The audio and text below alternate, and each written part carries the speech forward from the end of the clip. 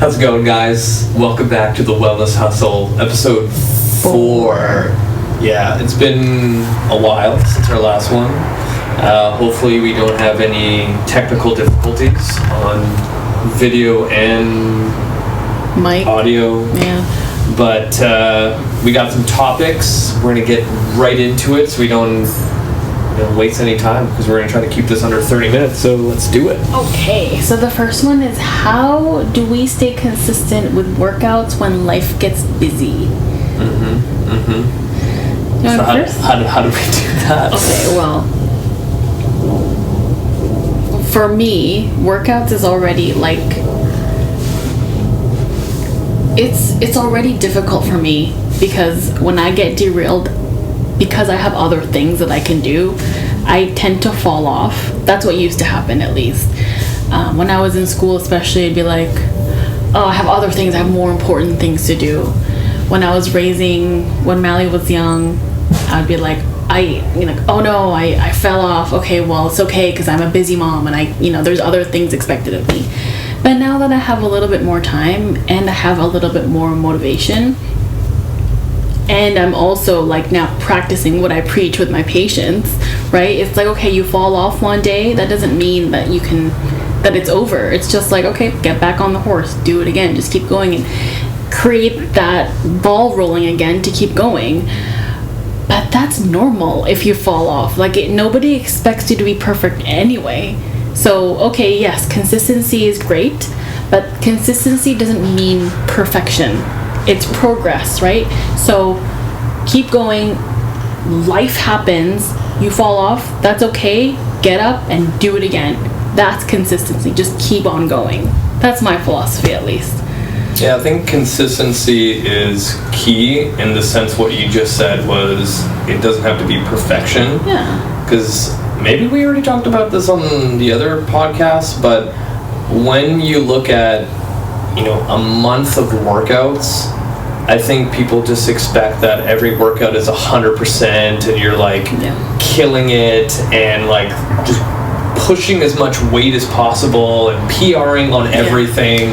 But you may only have like 2 workouts per month where you actually feel like The Rock and you're like really motivated, really like, let's go.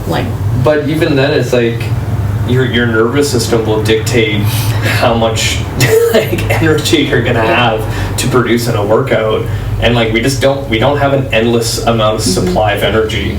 But for some reason, people think they do. They think that I'm gonna wake up at 4 a.m. and then also work a 12-hour workday, and then also take care of the family, and then do all these other things. Like, you're gonna crash and burn pretty quick. Some people can, and if you can, that's great. But it doesn't usually last very long. And then my worry for that kind of person is, okay, when you do crash, then what happens? Right? So, yeah, consistency over... Sorry, I didn't mean to cut you off. It was just like, you either keep going or you go balls to the wall, and then your body's going to be like, I got nothing left to give you. Yeah. And then it becomes a mental thing. Yeah, and I always tell clients all the time that if you can commit to yourself every week, and if you're used to the mindset of doing an hour workout, it doesn't have to be a full hour. It could be 10 minutes. Yeah. And all you're doing is getting that habit stronger. And next week, most likely, you'll be able to do that full hour, or the 30 minutes, or 40 minutes, or whatever it is. You can fit into. Yeah, and I think you need to get out of that mindset of like, I have to do long workouts, I have to do it every single day. But you just have to find something that you enjoy that you can do daily, for example. And that's why I always get people to do cars. And I always tell people, do them when you're waiting for something. You're making your coffee in the morning, run through your cars. That's movement. Yeah. It's just getting that habit. And then you'll notice that when you instill those habits, you're going to want to add more to it. Yeah. You're going to be like, oh, where can I fit in another 10 minutes in my day? Or, I'm just kind of sitting around doing nothing. I feel like I should go do something. And then that's kind of the building blocks of getting fitness into your life. And then for me, it's like, I have a very jam-packed day all the time. So if I do have a break, that's where I try to fit something in, knowing that probably later in the day I'm going to do something else. What was the question, by the way? I can't. How do we stay consistent with workouts when life gets busy? Yeah, so like literally just fitting it in anywhere I can. So if I have a client no-show me, I'm going to try to fit in a 20-minute workout or 20 minutes of movement, construct, whatever it is, answer emails and do all the other things that I need to get done. And then in the evening, if I can get all my shit together and, you know, we put down our daughter to sleep, we're trying to clean up, we're going to try to do 15 to 20 minutes of some sort of movement or something, and then you do that every single day, it adds up over a year, right? And I think people forget how adding things over and over and over and over again in small quantities add up over time. Absolutely. Right? It's just like a savings account. You know, adding $5 every month doesn't seem like a lot, but you know, a year from now, that's a lot, and then it gains interest. Like just like our health, we gain interest on it. I think that's what people don't understand, is that the more you stay consistent, as much as possible, even if it's a small quantity, it adds interest over time, right? Like no one, you know, got fat from eating one burger. Same way as like you don't get fit from eating one salad. Like it has to be done repetitively over and over and over and over again for a long period of time. And that's why I always tell clients, like, to be realistic, you almost have to be consistent at this health thing for at least a year to see any significant change. Anything like shorter than that, you're kind of trying to hack your own biology, but it doesn't really work that way. No. But yeah. Speaking of hacks, the one thing that I have done to kind of hack my brain into getting more motivated to work out was with our watch. You know how we have the activity like rings? Usually I would be able to close the move ring and the stand ring, the 12-hour stand ring, which is what is normally set to. But the exercise ring I never usually is closed. I don't know if it was 45 minutes or 30 minutes, whatever it was like set to default. But something that I did to change that, to like keep me motivated, was I actually switched it from 30 minutes to 20 minutes. Because then when I can do 20 minutes and I close it, then I feel good about myself. And I can do more than 20 minutes, obviously. But when I can close that consistently and I can see those rings are all closed, then it goes, okay, I feel so good. Even if I miss a day or two, I get it, because I give myself a lot of compassion and grace, because you have to, because, you know, everybody has a different life and everybody's busy, everybody has their own, you know, things that they're trying to accomplish. But the more that I can see those rings closed, it just gives me more motivation to go. So that slight switch from 45 or 30 minutes to 20 has really changed my motivation to keep going. Yeah. I remember asking you about it too. I was like, do you think it's okay to change it? And like my reasoning was that if I can close it, then I feel good about what I did. Whereas like even if I did 15-20 minutes before, and that's still a workout, it's still good for you, but I didn't close that ring, I didn't feel good enough. Like I felt like it wasn't like enough to like consider it a real workout. So when I changed it to switch it to close it, it just changed everything. So then I can be like, oh, I closed my rings today. Love it. Awesome. There you go. Try that hack. What do we got next? Okay. How do we prioritize our relationship while raising a toddler? Well, I'm not going to say it's easy.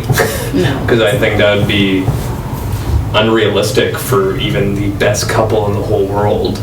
Because no matter what, you know, things are thrown at you with having kids, it's very much a learning experience every single time.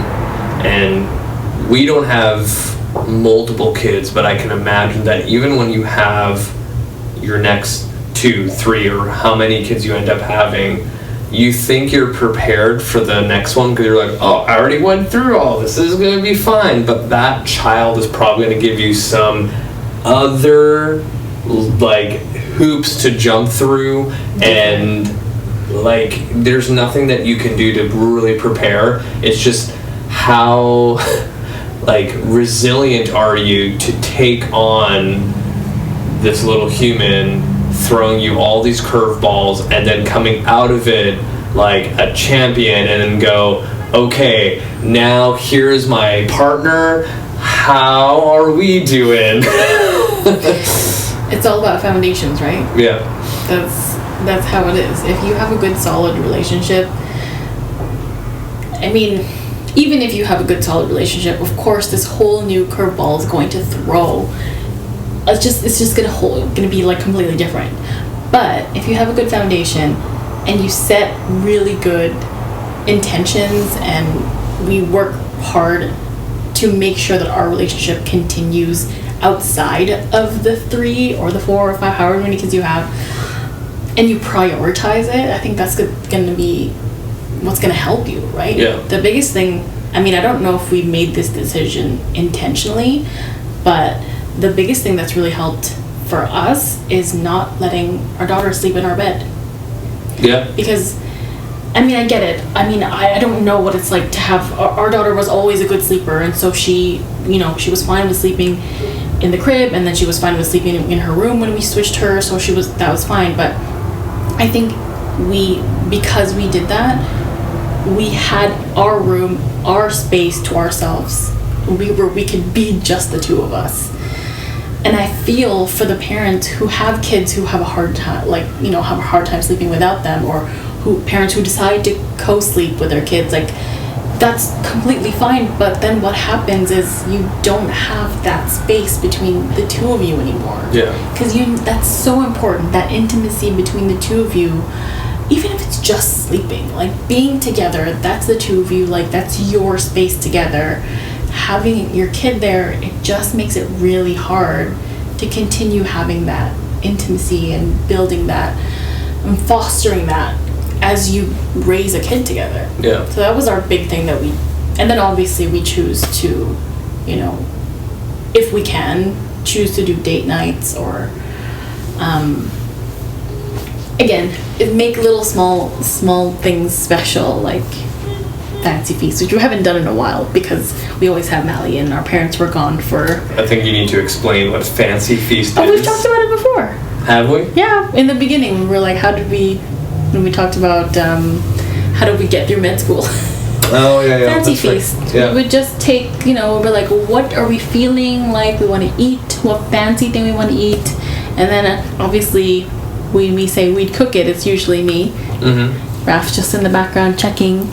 And I will cook this fancy meal, and then we'll have a meal together, which is nice. That's something that we used to do even before Mally was here, but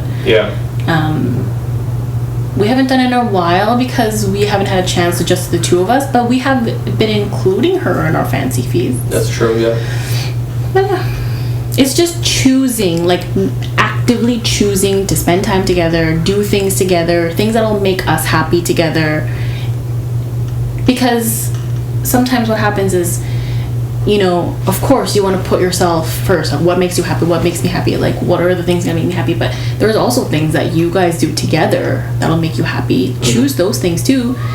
Foster that. Continue to build that spark into a flame. Continue it, right? I think too is actually making the effort to leave the house. I think it's because it's so much easier to be like, oh, it's the weekend, let's not do anything. Mm-hmm. And just stay home, and then you get into that rut and nothing's changed. And when you kind of get out of this environment at home and you go out, you're kind of experiencing life. And I think that's what's really important with your partners, to experience life outside of sitting on the couch watching a movie or a TV series night after night, weekend after weekend. And then there's nothing wrong with that, because I don't know, a new season of whatever comes out and you really want to watch it, awesome. But if that's the entire year of your relationship, and if that's the only thing you do together, or even separately, hopefully at least you're doing it together. At least it's a show you're doing together. But if it's if that's the only thing you do, then it becomes okay, well, I guess you're not really spending time together. You're sitting together. Yeah. Maybe if you were you know, if you watch it and then you like have a big discussion with it after, like, you know, break down scene by scene, like theories and blah. All right, we need to go on Reddit and figure out what's going on. It's a whole different thing, but like, yeah, just having something that whatever it is that you guys like to do together, find that thing that made it so special, and then just keep building on that. Yeah. Or go on vacation. That's another thing. Yeah. If you can't go on big vacations, go on small little getaways. Yeah. Or if you can't go on a big vacation, you can't stay overnight, go to the lake. Go do something fun. Like, go, even if it's a family, like, that's still fostering your relationship together. Yeah. Because you're doing something together. You're enjoying time together. And that's the most important thing. Having time that you enjoy together where you feel happy, because then your heart grows. Yeah. And you connect. Start a podcast, like, I don't know, something cool. Especially if everything works out well, like the mic, it's great. Yeah. Which, by the way, like, the microphone wasn't working, like, our daughter woke up, she needed a diaper change. Life. Angel's laptop was dying. There's just so many things, but you just gotta roll with the punches. We just adapt, right? Yeah. Okay. Are we ready to move on to the next one? Yeah. As I drink my Zoa. This topic is, like, directed to you. This question. How do you deal with burnout when you can't slow down? Cue in the caffeine. I drink this every day. I would love a partnership. The Rock, if you're watching this, please. Just hold that like this the rest of the whole time. Just right here. I would definitely say caffeine helps. But for me, caffeine is very much just like a habit, and I really enjoy the taste. And I remember when I first got into the fitness industry, like, caffeine is just a normal thing for every trainer to have multiple, like, a day. I remember I got to a point where I think I was drinking anywhere from 8 to 10 cups. It was crazy. You're also very young, and I think when you're young, lots of kids tend to think that, like, oh, I'm tired, I just need to have like a double, quadruple shot of this and I'll feel good. Yeah. But I remember, like, even drinking that, I never really got any jitters or effects or, like, headaches or anything really. And I even went through a phase where I went off of caffeine for a full month and didn't feel any different. But then there was people out there where they drink a cup and they're like, yeah, that's it. Yeah. Well, I can't drink at all. Yeah. And then I think too with coffee, if you're not drinking it like straight black and you're adding milk and sugar, whipped cream, sprinkles, and syrup, it's not really coffee anymore. It's just it's a treat. A liquid donut. Right? Yeah. But I think caffeine in general, there are a lot of health benefits, but just like anything, too much of a good thing can turn into a bad thing. I think in the beginning, I was concerned with the amount of caffeine you were drinking. You've taken it back down a little bit. Mm-hmm. Before it was like you were just pounding it down, and I'm like, "Are you okay?" But now I've understand that it's more of a ritual for you. You know, you wake up, you have your first Americano, and then you have your other one, and you know it's just part of your routine. And then you take down your Zoa, and then you have another, whatever it is. I don't even know how much you're drinking now from work, but I think it'd be different though if you actually had the effects. I wonder if you would actually, I wonder if you would even be concerned about how you were feeling based on how much you were drinking. Yeah. Because right now you don't feel anything. Because you don't feel anything, then you don't feel like anything's wrong. Like, how much caffeine are you actually drinking in a day? So standard Americano has 140 milligrams of caffeine, so I have 2 of those a day. That's 280. And then this guy has, I'm pretty sure it's 110 milligrams. So that's what, 390. And I think the max, if I can remember correctly, that adults should consume per day is like 500 milligrams. So you're just like below. Just below that. But like, sometimes you get people bringing you coffee too at work. Yeah, but you know what? Like, maybe because I'm getting older, like my tolerance for it, like to consume more than that, like I don't feel like I need it. So then I like save it. Because I really do like those nitro cold brews from Starbucks. And then when someone brings that to me, and I'm like, oh god, like if I don't know if I could I just put it in the fridge and then I have it the next day. Is it the same? The nitro?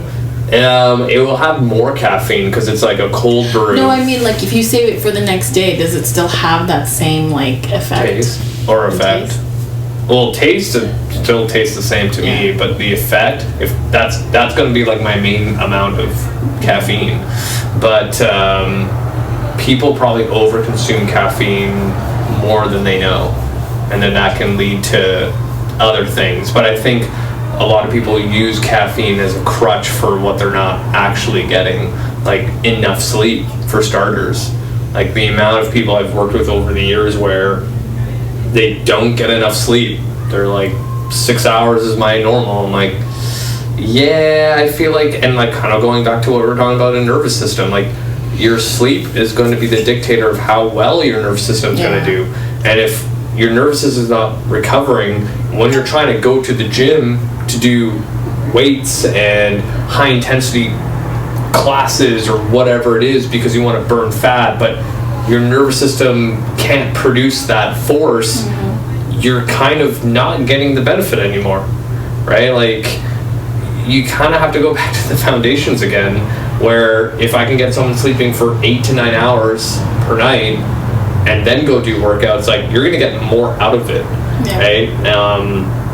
With everyone that I train that's primarily all kin stretch, and joint health is a huge thing, and the people that I work with where their pain actually wakes them up in the middle of the night, those are the people that are struggling the most because their sleep is disrupted, right? And then those people are most likely drinking caffeine to maybe past like 3 or 4 o'clock, and then it's getting worse to actually fall asleep, and then they're going to go to maybe their medical doctor to get some sort of pharmaceutical drug to get them to get knocked out. Yeah, so that they can stay. And it's just a vicious cycle, and then they're like, oh, it's my hormones. Maybe, but there's probably simple things that people can do where they can actually improve their health. And like sleep is just, people don't think it's cool enough to work on sleep, but it's like the most easiest thing that you could probably focus on. I always say that it's like one of the easiest things I prescribe, but it's also the hardest thing that people do. Same with me. But like a discussion I've been having with clients recently about just health in general is that if you look at the human species, the environment that we live in today is not designed for us to thrive.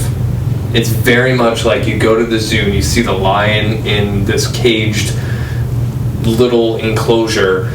It's not in an environment where it's going to thrive, right? Like, yeah, they're alive, but are they actually like optimal level for that species? Probably not, right? It doesn't hunt.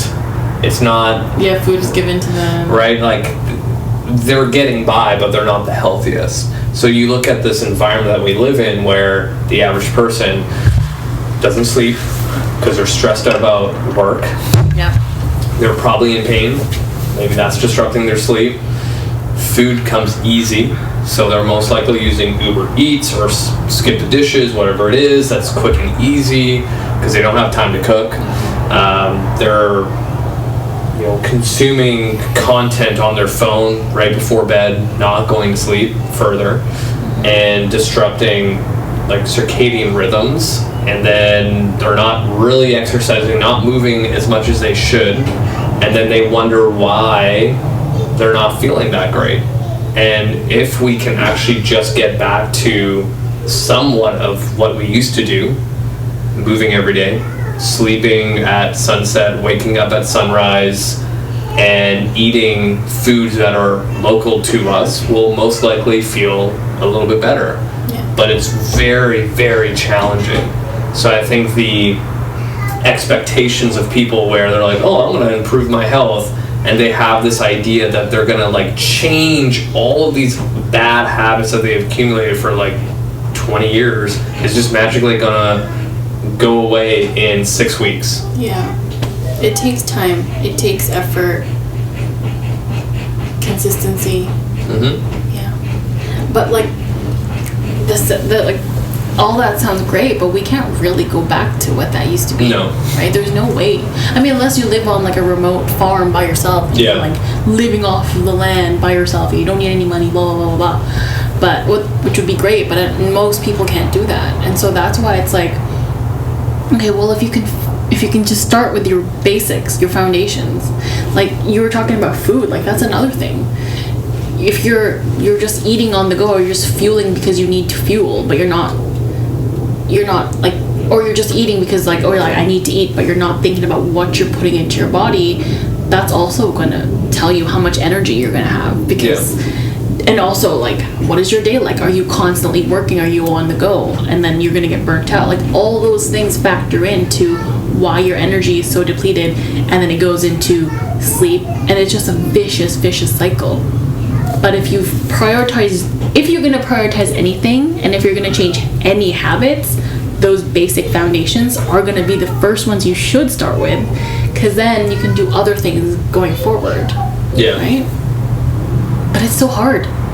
It's so hard. It's so easy, and I get it. It seems so easy, but it's like the hardest thing for people, because it seems too easy. Yeah. It's like, sleep. It's fine. I get by. Or like eating, I'm fine. I don't need to change anything. But if you put all those together, it just helps you to have the best foundation you can, and then move forward whatever else you need to change in your life. Yeah. Well, I think too, even eating in general,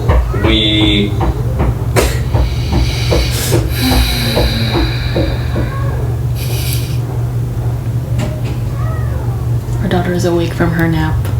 Well, she didn't actually nap. Not at all. Parent life. You can use these like interruptions as like clips at the end, like outtakes. Sure. Okay. One last thing, because we're getting to our time. The topic of eating, even, is interesting, because if you think about the average person, if you had to time how fast they eat a meal, maybe 5 minutes. Yeah. So I always tell people, like, if you're eating your dinner, time yourself, see how long it actually takes. You need a minimum of 20 minutes for your brain and gut to connect, to actually let you know you're full. Yeah. And going back in the day, dinner was like a ritual for families. Like, it was a time to get together, enjoy each other's company, talk to each other. Like, that would take time. Like, dinner could be like 2 hours long, essentially, right? But now it's like, I'm gonna try to eat as fast as possible, watch a show while eating, and then again, you're not being mindful, and then you're just overeating, and that's a whole nother equation to this underlying issue of health that everyone's trying to get through. And it goes back to like really simple things, like, let's eat nice and slow, let's move our bodies, let's get better sleep, let's get some sunshine, like all these simple things. But people go on Instagram and they're trying to find hacks. Yeah, they're looking for the most complicated, sexy like things that are going to help them. It's like, yeah, it's not sexy to just sleep for 8 hours a day, but it's gonna be the thing that's gonna help you the most. Yeah. So let's maybe end it there, because I feel like it's just gonna be more of a roller coaster of interruptions and things falling apart on this podcast. But hopefully that gave you guys some insight to how we look at health, how we parent, how we work on a relationship with everything going on while working on big projects and things like that. Big projects, wink wink. Yeah. But yeah, if you guys have any questions, comments, or requests on topics that we should talk about, leave something in the comments below, And we'll have all of our links of where you can find us, how to follow us, and all that fun stuff. Till next time.